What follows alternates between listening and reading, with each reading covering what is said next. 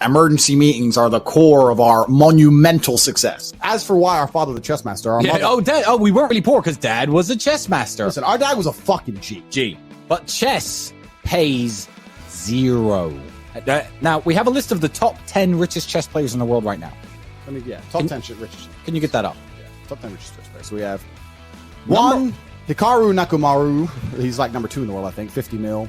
Fabiano Caruana, he played Carlsen last year in the World Champions, 13 mil. Carlsen, they said he has 8 mil. Kasparov, 5 mil. Judith Polgar, of course they had to throw her in. Yep. Hungarian Grandmaster.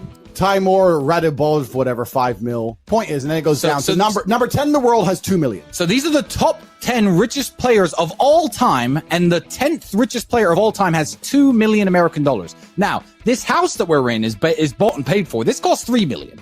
We have a car that costs 5 million. If we were chess players with our net worth, we'd be the richest chess players in the world right now.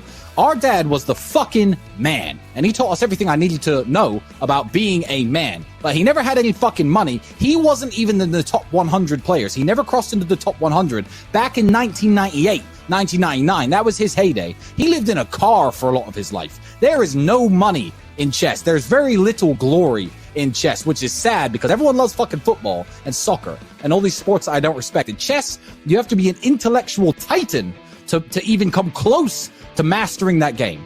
And dad was the man, but he never had a fucking penny. And you know what? This is one of the accusations that if you say it to my face, I'll straight knock you out. Because what you're doing is you're talking about my father's life. There's a book called Triple Exclam, written by Dr. Daim Shabazz. Look it up. It is a book, biography about the life of my father that was written just after he died. If you have any doubts about my upbringing, my dad's financial situation, you think I'm a trust fund kid, pick up that book, because a lot of it is about his financial struggles, and he never had a fucking penny. And if you say something about my father or his life or my life as a child that you don't know to my face, you're going to be served a knuckle sandwich. Don't talk shit about the dead. It's on site. Yeah, it's on site. Don't talk ill of the dead. Now, you can say anything you want about my father if it's true. Saying he's a millionaire is to discredit the achievements of his sons, and if he were alive, he'd kick your ass, so I have to do it for him. Correct. We have to, for the bloodline, we got to whoop your ass because that's what he'd do. Dad, our mother and father got divorced. Dad stayed in America to play chess. We moved to Luton, England, lived in a council house, government housing. Homeless shelter first for 2 years. Homeless shelter along with all the Kosovans at the time. There was a Kosovan crisis. Yep. We were with the Kosovans. Then we moved into a council house. Mother was on the dole. She ended up getting a job as a dinner lady one time. That was it. We were raised on $300 a month.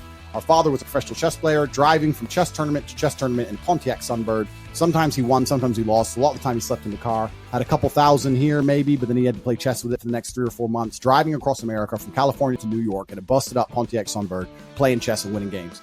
I've been with my dad when he would go to the park with no food, no money for food, and go to the park and have to hustle the chess park players for fucking $50. And he'd do it. Because he was a G. And he was not afraid of shit. And I put lots of stories on my channel, Tate Speaks, about him and how the time he got jumped in Detroit and the way he spoke and how hard he was and how he was a genius and hard to kill, etc. Very much like myself. But he never had any fucking money. No money. Because he wasn't interested in money. He wanted to play chess. As long as he had gas and food, was all he cared about. He was a nomadic warrior, Spartan, old school. So the idea that we come from money, absolute and utter fallacy. It's offensive. Okay.